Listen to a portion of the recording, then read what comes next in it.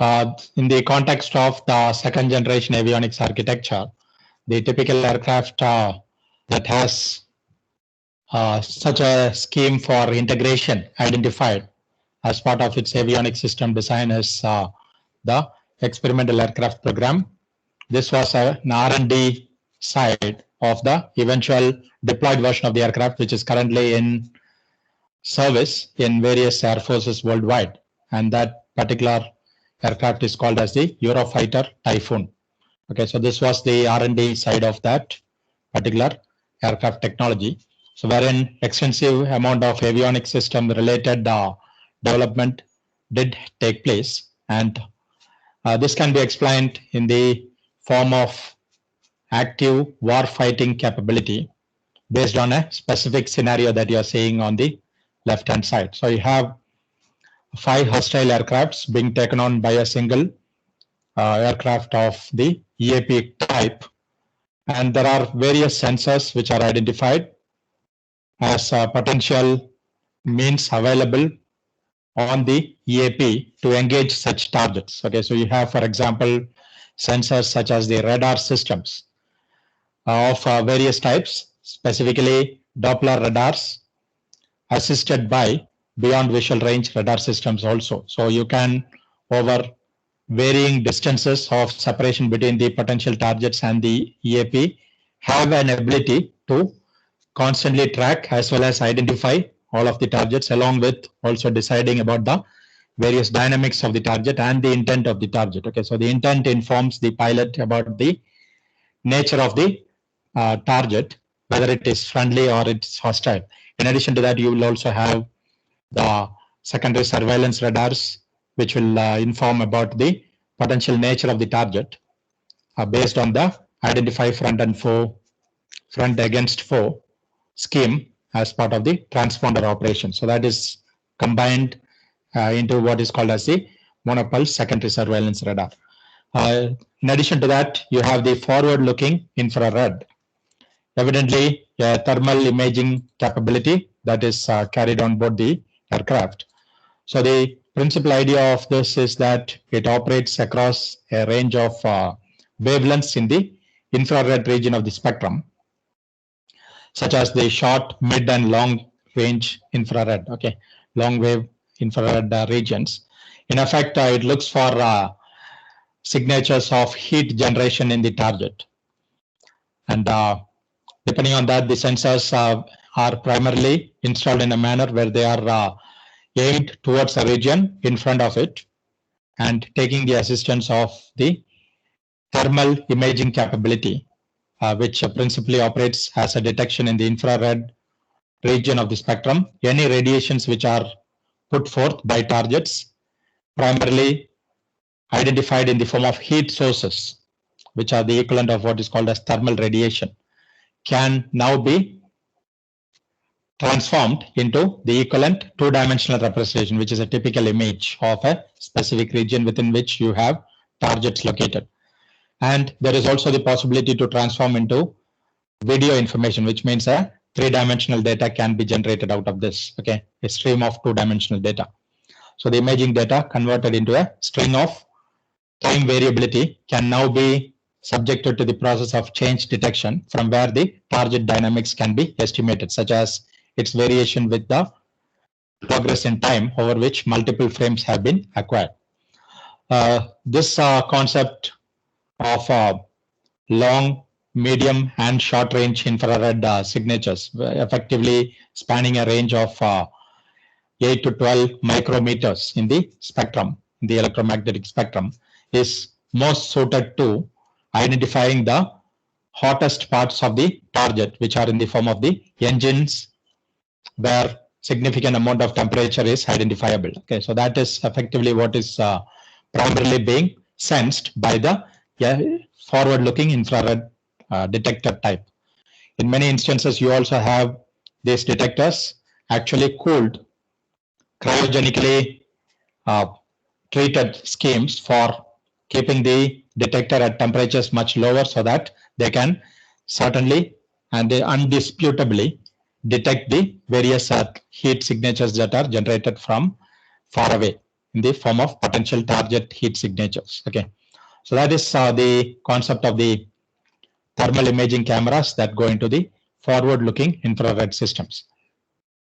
You also have ESM, which stands for electronic countermeasures. Okay, so ESM is a broad sense definition of the payload that the aircraft carries. In this context, the ESM payloads are carried by the EAP in order to assist with the primary mission, which is to engage targets in the interceptor mode, or possibly even take on as a multi-role capability that the aircraft has identified with it, an ability to cross over the border and execute attack missions. So the concept of electronic support measures, it describes a whole host of possibilities as part of the electronic warfare scheme that includes the abilities to detect, intercept, identify, locate, record, do some level of analysis on the RF signals that are generated from anywhere beyond the aircraft's skin. Okay, so that effectively will inform the pilot of the EAP that there is a certain degree of threat that has been recognized. All right, so based on this, suitable countermeasures can be taken. So electronic support provides various such information based on which suitable decision making can be taken in the form of either avoidance or engaging of the target. Okay, so both possibilities are equally likely to be decided upon based on the threat perception that was primarily indicated in the electronic support measures avionics system. So it is an automated scheme which will primarily enable the pilot to make a final decision about how to deal with a particular target.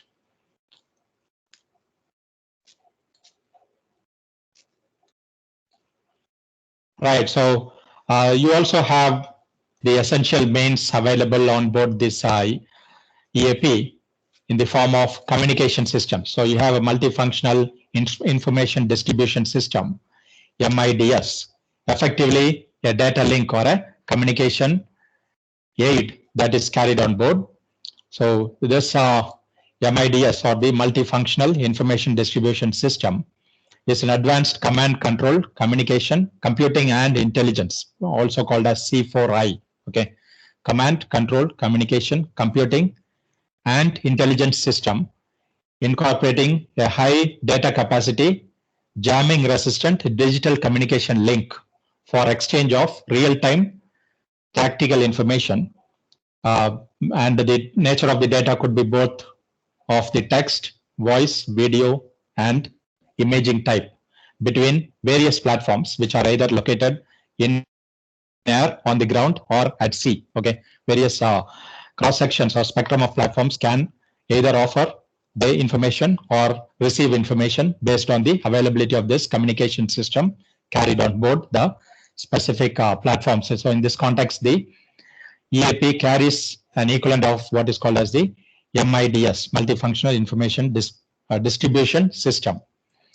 So the important aspects here include the routine RF side of the dealing of information on the side of the transmit or on this receive side, power amplifiers, low noise amplifiers.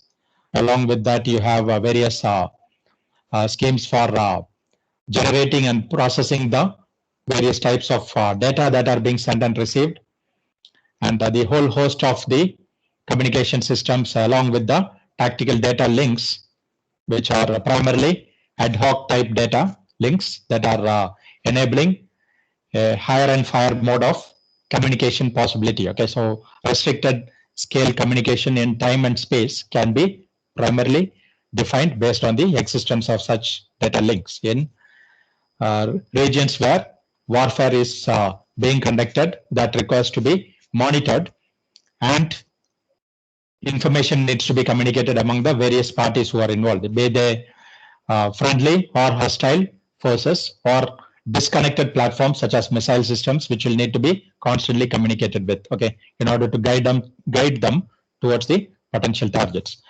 So with all of this various avionics suites that are carried on board the EAP, there is now the possibility to actually arrive at an undisputed recognition of the target profile, which is what you see as the central tracks on the right hand side. That is primarily enabled by combining the various disparate data types into a unified representation of the specific trend or pattern that can be ascertained. Okay, so that is effectively where the sensor data is subjected to what is called as sensor fusion.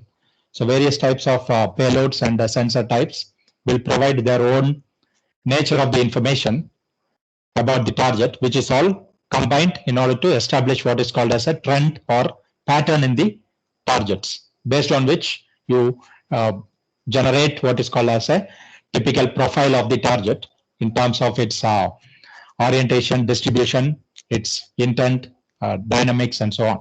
So there is also the possibility to establish a data link between a pair of EAPs, and effectively this constitute what is called the lead aircraft and the wingman aircraft. Okay, so it typically is a mission where you have two aircrafts going side by side, which can indeed extend the overall range of operation in terms of the detectability as well as the overall potency of the execution of the mission. Okay, so it can be multiplied with the inclusion of additional airplanes as part of the overall mission attribute. So evidently, the radar systems as well as the FLIR or infrared support search and track schemes, IRST. So the FLIR/IRST provides the typical direction of travel of the hostile aircrafts, the typical positions these aircrafts have as they are invading the homeland, and based on that, suitable decisions can be taken, and this is ably assisted by the availability of the MIDS as a tactical data link, which supports communication between aircrafts which are flying in the lead and the wingman positions. At the same time, with various other communication platforms that are either launched from the aircrafts in the form of missiles or seeking guidance from the ground or from ship-based systems. Okay, so that's the complex nature of the network-centric warfare capability that is offered as part of the avionics system design in the EAP.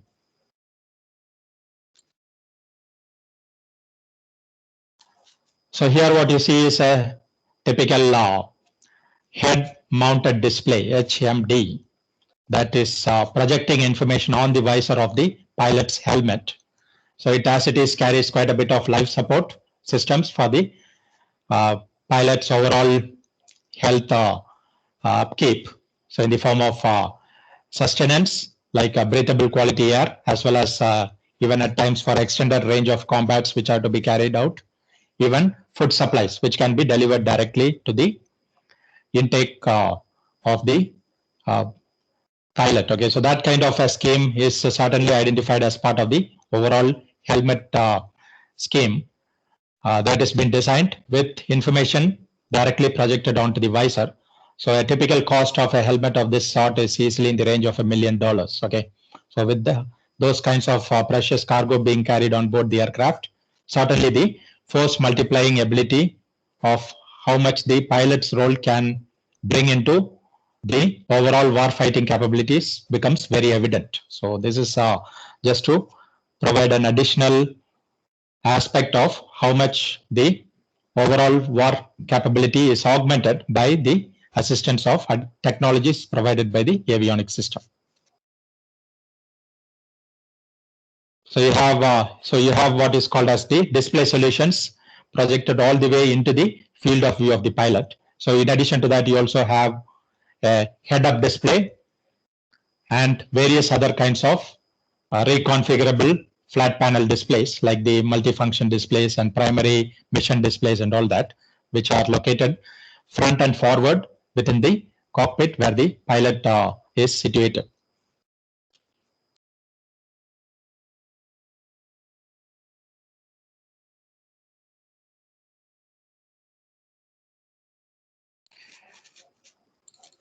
What is shown here is the phased array radar, which is located in the forward section of the airplane immediately within the nose cone. So the nose cone of the aircraft is by and large identifiable as the equivalent of what is called as a radome. Okay, so it is a radio frequency transparent yet protective shield that is aerodynamically designed in order to conform to the overall flight characteristics, and within that you have a electrically steerable front end of the radar system called as the phased array radar. Okay, so this is called as the captor in the case of the EAP, and so this primarily provides the first degree of detection at the level of radar system implementation.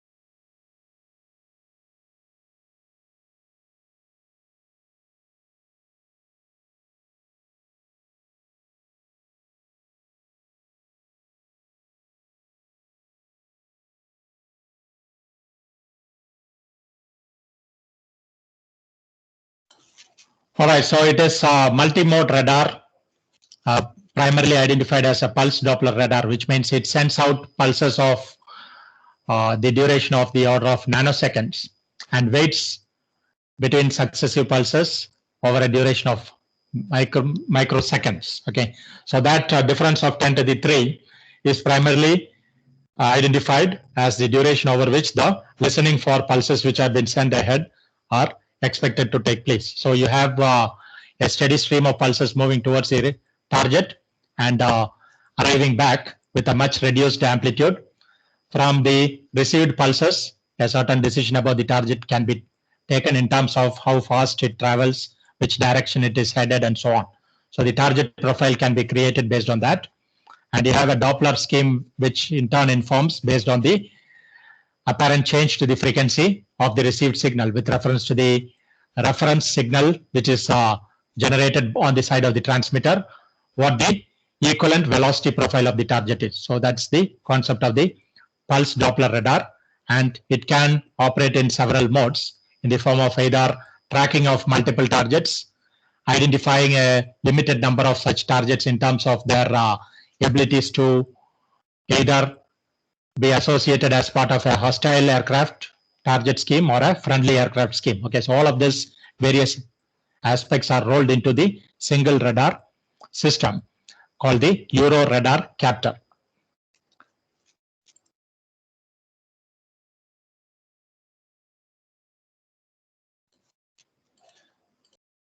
Here what you see is the typical cockpit view of the EAP. So there are evidently multiple display solutions which are the most immediately recognizable aspect. So you have the head-up display, which is the transparent one directly in front.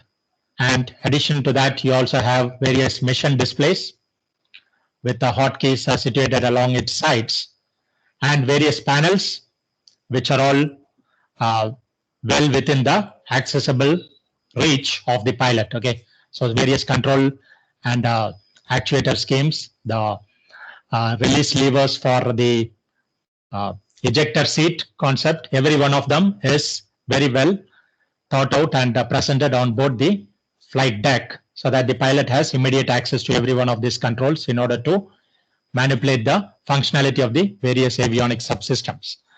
And the canopy is of a type which can be easily disintegrated. So you have fragmented explosives which are used to literally create a space through which the pilot can be pushed out in the event the aircraft, depending on its nature of criticality identified in the flight control system of the equivalent avionics implementation, choose to eject from the aircraft. So that possibility is also identified there. So the yellow loop that you see right in the middle is primarily serving as your ejector seat lever. So we'll be taking a look at some of these very important aspects that you see within the cockpit in the following slides as well.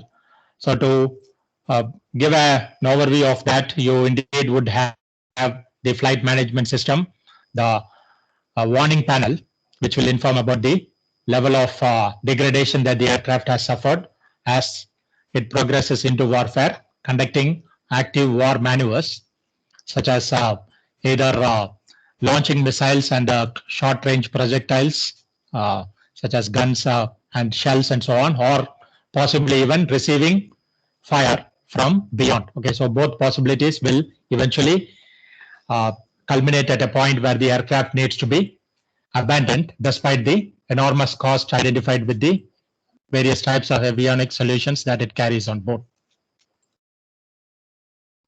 So the equally likely possibility is that it returns back to base without suffering a hit. Okay, so that is completely decided by the hectic nature of the warfare.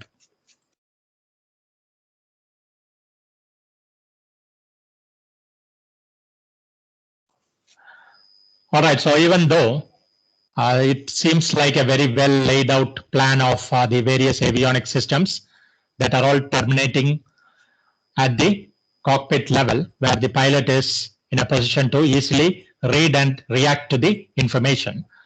What you see behind the scenes is where the architecture is principally identifiable in terms of its hierarchical implementation. So you see that here, so the second generation hierarchical architecture, okay, laid out into a form where it all culminates right at the top on the right hand side as the head-up display and the various multifunction displays, MFD 1, 2, 3. Okay, this is exactly what is the typical scheme ahead as defined in the cockpit. Okay, so you have on the left-hand side the communication systems and the management unit associated with that. So you have the tactical air navigation, primarily providing the capability for the airplane to move within a certain level of traffic identified in air within the given airspace. So tactical air navigation is principally associating itself with the radio frequency navigation scheme. Okay, so radio beacons which are located on the ground are constantly consulted, and the aircraft is navigating based on that. And in most instances, TACAN is identified within the homeland. Okay, so the moment it crosses the border, there is no more of a reliance on that. What typically takes over in that case is the inertial navigation scheme, which is a combination of the gyroscopes and the accelerometers. And there are multiple instances of them oriented along each axis. Okay, so XYZ means you carry three accelerometers and a gyroscope with its revolving axis oriented in terms of the cardinal XYZ axis. Then you have the interface units, the IFU. So the interface unit primarily is used to convert the analog signals to digital form and also identify suitable shift registers and buffers for the digital computer units. It also serves as an intermediary for data storage in the form of the buffers that the digital computing unit generates in the form of outputs that are in turn requiring to be converted into analog signals that can serve as the baseband signals for various control circuits. Okay, so the back and forth possibility for data handling is primarily identified as part of the interface unit, IFU. So you have two implementations of that on either side, so that there is no requirement for data to be traveling the extra length across the dimension of the cockpit, and also in the manner where it serves as a redundant possibility, as we had identified as a distinct element in the design of the second generation hierarchical architecture. So the additional aspects identified as part of the IFU include the generation of timing signals, abilities to offer what is called as synchronization and sequencing, and also generation of various types of alarm signals based on the status of functionality of the various systems. So in order to actually provide the timing information, you have waveform generators, and there are two units of them, again serving as a redundancy aspect, that are primarily going to generate the various types of waveforms, such as the square, sine waves, trapezoidal waveforms, and various other types of waves that various avionic systems of the digital kind will be expecting in order to perform their data analysis and signal conditioning possibilities. Okay, so if you will notice, all of these various units directly port their information into a highway, that is the horizontal line you see here, in the form of the avionics data link or the data bus with a standard military standard 1553B. We'll be looking at this particular standard of the avionics data link in some detail in one of the later sections of the sessions of the course. Okay, now moving to the bottom side of things, you have the flight control system, FCS, typically identified in terms of its information received from various kinds of sensor units, such as the aircraft motion and flow angle sensors, or the so-called attitude sensors. Okay. Additionally, you also have the air data sensors and the various systems that are used to deal with the data generated from the air data, like the air data computers. Okay, so they are primarily running various algorithms which will inform the pilot about the typical nature of the atmosphere, because for every level of the flight in the atmosphere, there is a suitable polynomial equation with its coefficients which are constantly refined based on direct data that has been sensed from the external air, okay, external atmosphere. So that polynomial equation needs evidently some solution to be obtained. It may be a third order polynomial or a higher order polynomial, depending on the accuracy level that is defined for the specific phase of the mission in which the aircraft is. So solving that requires evidently some algorithm to be treated using onboard computers. So the air data computers are primarily used for that purpose.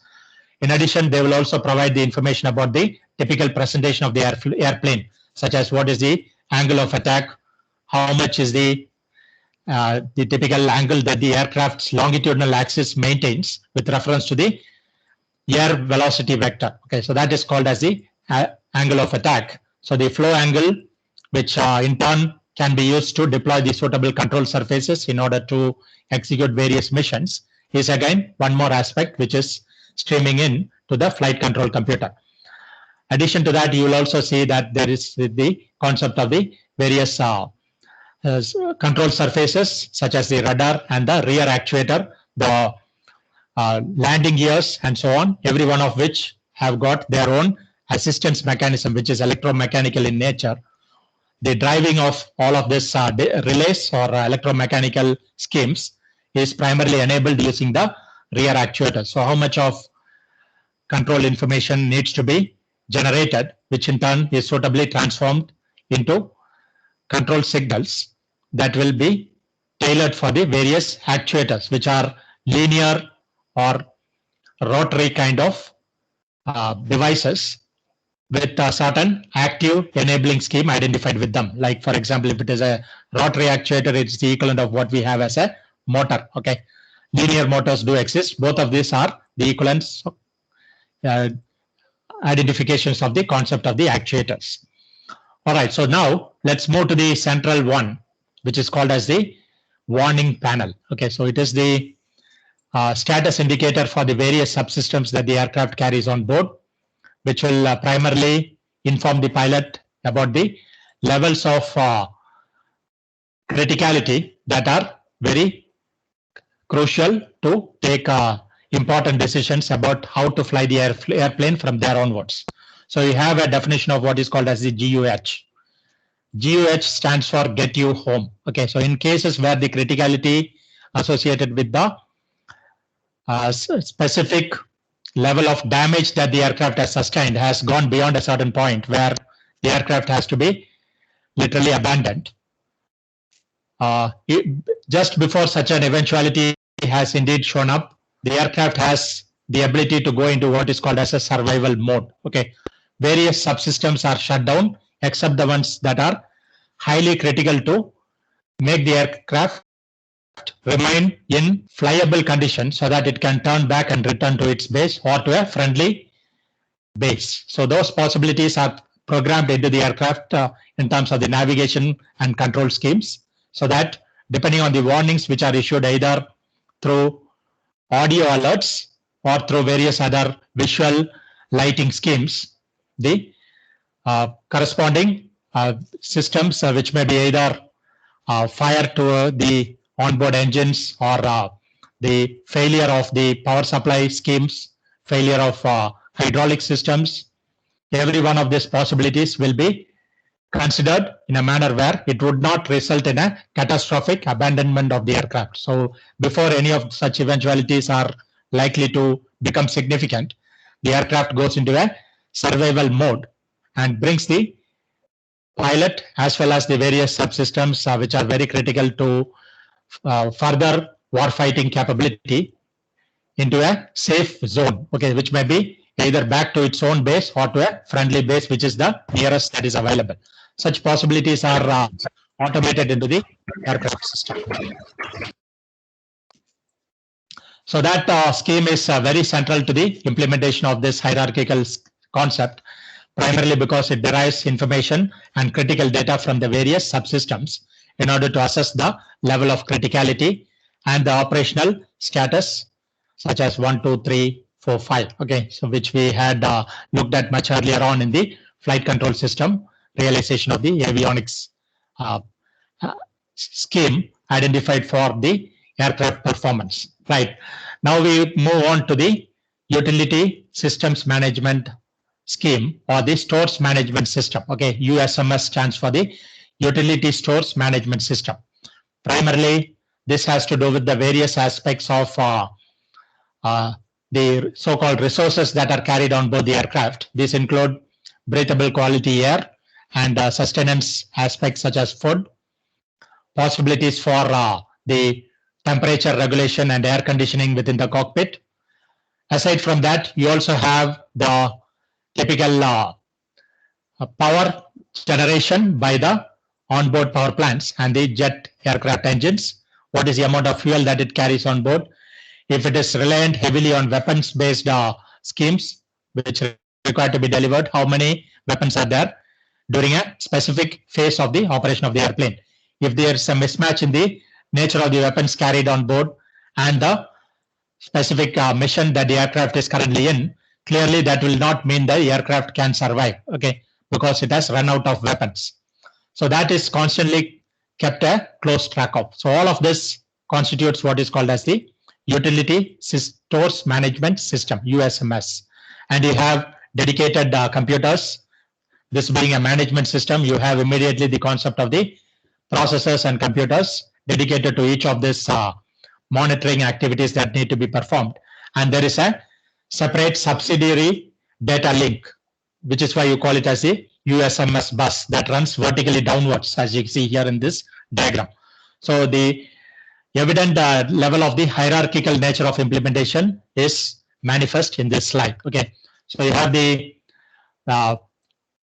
peripheral computers which can be linked in a manner where the data can be offloaded for offline analysis after the aircraft has come back to base in order to assess the nature of the overall mission that has been carried out over the last time frame when the aircraft was typically deployed. Okay, so that is again one more aspect which is available for offloading the data, either in the mode where it is after it has touched down or in real time through telemetry data transport services.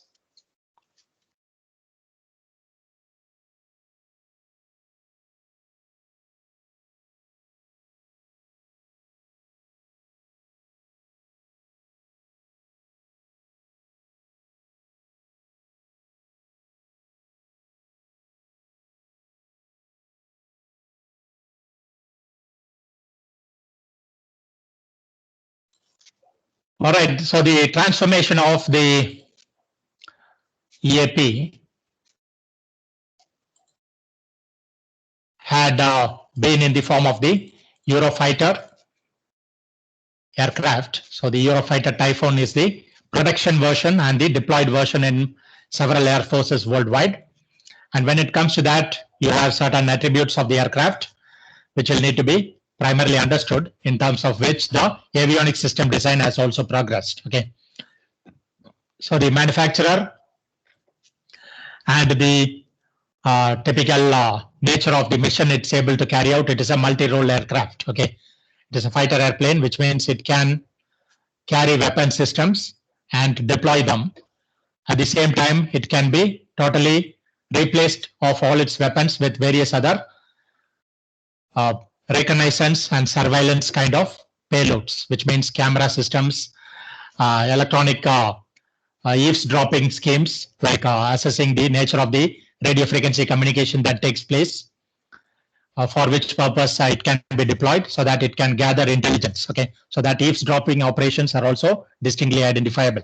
It can also be an aircraft deployed for interceptor roles, which means if you indeed notice that aircrafts have crossed into the homeland and these are hostile airplanes, this can be engaged at a very rapid rate. So that's the reason why the typical dynamics of the airplane are significantly on the Mach 2 plus range of speeds that it can achieve while it is in flight. Okay, so that it can rapidly reach the zone of warfare and engage hostile aircrafts which have already crossed into the homeland.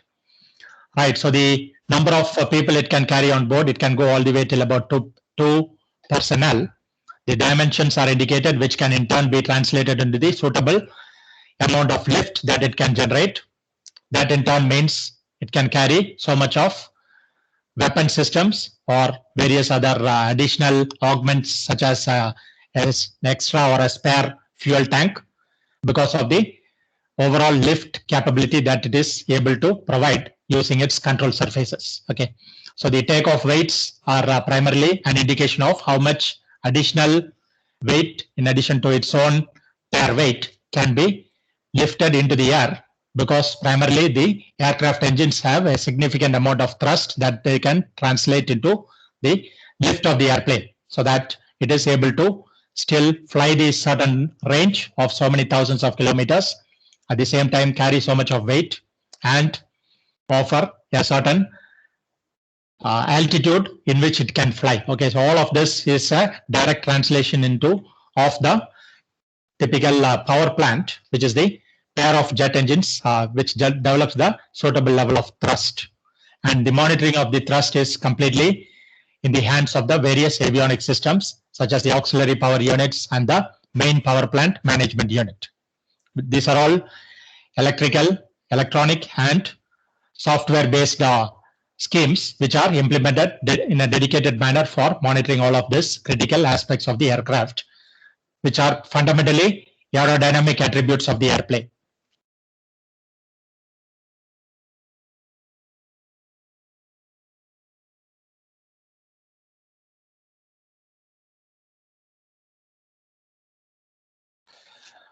All right, so transforming those into the more meaningful realization side of the aircraft.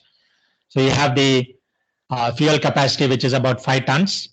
The thrust is developed using a pair of turbofans, which also have got an afterburner capability, which means that you can use the turbo afterburner, which results in the so-called glow at the back of the airplane, where reheating of the previously burnt fuel with additional mixture of oxygen is used in order to generate a further level of thrust, which can propel the aircraft to a higher level of performance, such as the speed much higher and in the range of about Mach 2. Okay, so that is primarily achieved through the use of the afterburner, which is called as a reheating technology.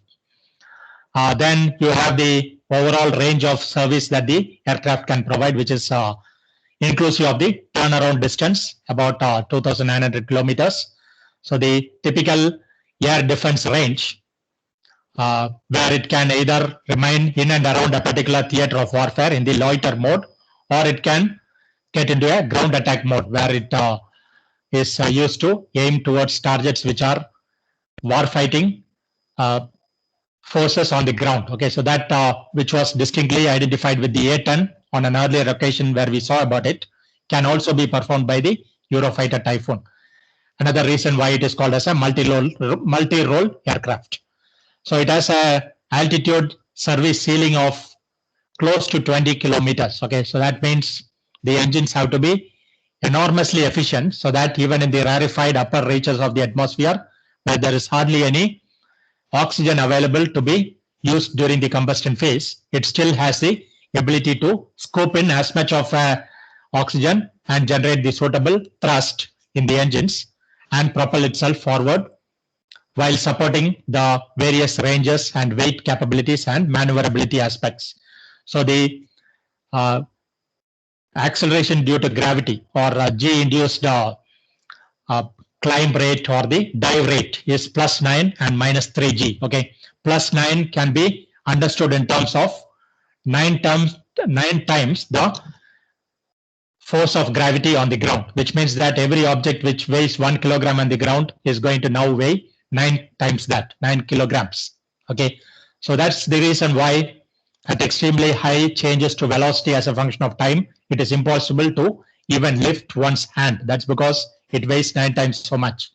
And in the reverse case, the ability to remain suspended in flight in the presence of gravity. Okay, so the free floating capability in space is primarily because of the negative G forces, which will make the overall perception as if it is weightless. So those aspects have their own limits in the case of this aircraft, which is +9 to -3, depending on the nature of the mission. Then the climb rate, how fast can it vertically move upwards? So that is about 300 meters every second. So which means that it can reach cruise altitude in the shortest possible time. So you can evidently see that in each of these cases, all of these numbers require constant monitoring, and depending on the potential offsets that are noticed by the pilot in each of these numbers or in the various automated schemes which are monitoring and keeping a close watch on each of them, corrections have to be carried out, and avionics systems are the primary means that are available to do this, because these are clearly beyond the ability of a human being to handle. Okay, you will notice this especially in the phase where you have sustained high velocity travel possibility, which is called as the super cruise, 1.5 Mach, which means 1.5 times the speed of sound, sustained speed of travel for the aircraft, called the super cruise. Okay, this is again one more attribute wherein closing speeds between the hostile aircraft and the Eurofighter are such that human beings cannot really make quick decisions within the shortest time available. So in a matter of 1 second, nearly half a kilometer is covered by this particular airplane alone. And the hostile aircraft has likely a similar kind of possibility, which means within 1 second, both these aircrafts are 1 kilometer nearer than they were before. Okay, making decisions within such short time scales is impossible, especially if there is a missile that is headed towards this aircraft. So automated systems are the only way to go for, and they will have to perform with extremely low levels of latency, which means the delays that the signals will have to suffer between the time the information is sensed and the response has been made based on these events is supposed to be very low. And the suitable architecture that is able to provide all of this is the hierarchical architecture. In this case, it belongs to the second generation.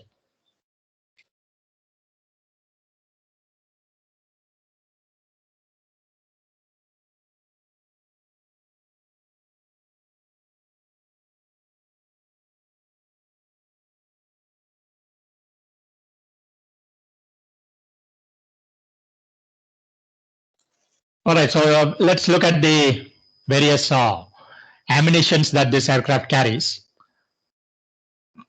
In the interceptor role, which means that it is going to block the entry of hostile aircrafts which have already invaded the homeland. Okay. So in addition to the regulation short range weapons such as the guns and the various missile systems which can be slung under the wing of the aircraft in the form of hard points, the various methods that are used to engaged targets include radar-guided missiles, air-to-ground, air-to-air missile systems, and systems wherein you have abilities to fire the missiles without actually looking towards the direction of the target. These kinds of guiding capabilities, which are passive and semi-passive radar guidance schemes, where the transmitter is on the aircraft, the radar receiver is on board the missile system, okay, which means that the missile will not show up in the case where potential forces on the ground are trying to identify the existence of missiles.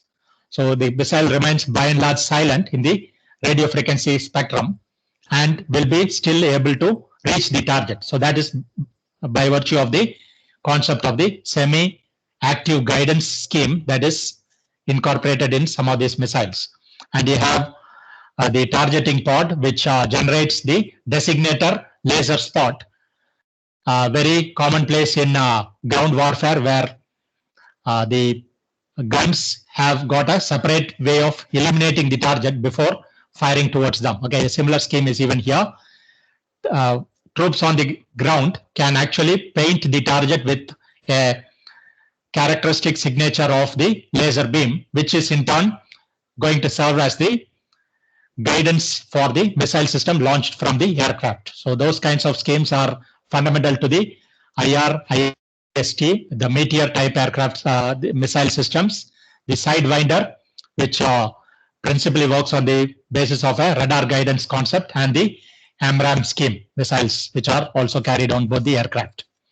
So you have the air-to-surface missile systems and passive as well as active bombs of immense explosive yield that can be also used in cases where you have concrete shielding that is used to protect targets, abilities to penetrate them and cause devastation on the ground. Okay, so there is the availability of the laser designator and the targeting pod of various types, and this can also be used to engage the targets, because fundamentally most of these targeting pods and sensing systems work in the infrared range, where they have the ability to look beyond scenarios where there is an obscuration in the form of cloud, dust, and so on, which really will not have any spot of bother for the operation of such missile systems. So evidently, a collection of various types of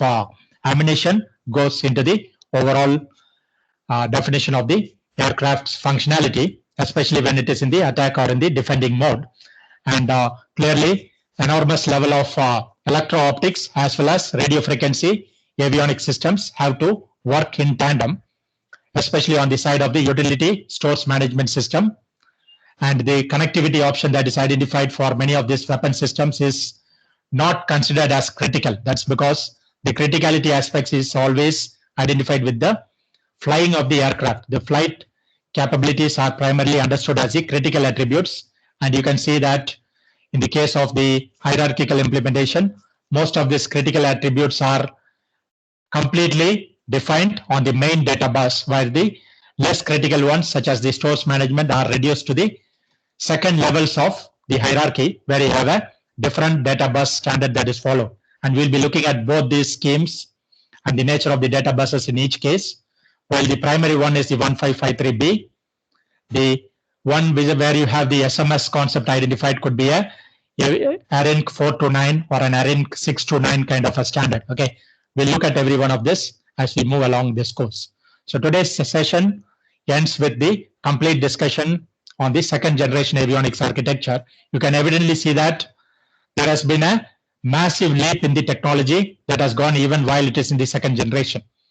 Not to say about what the current generation of the avionics technology is, which is in the 5+ range. Okay, so 5th generation avionics systems and the ones beyond that are currently being identified, and there has been possibly 1 or 2 aircrafts carrying such advanced avionics systems already. So we'll get to that level after completion of the 3rd, 4th, and so on levels of the avionics architecture. So today's session ends on this particular slide and on the topic of second generation avionics architecture.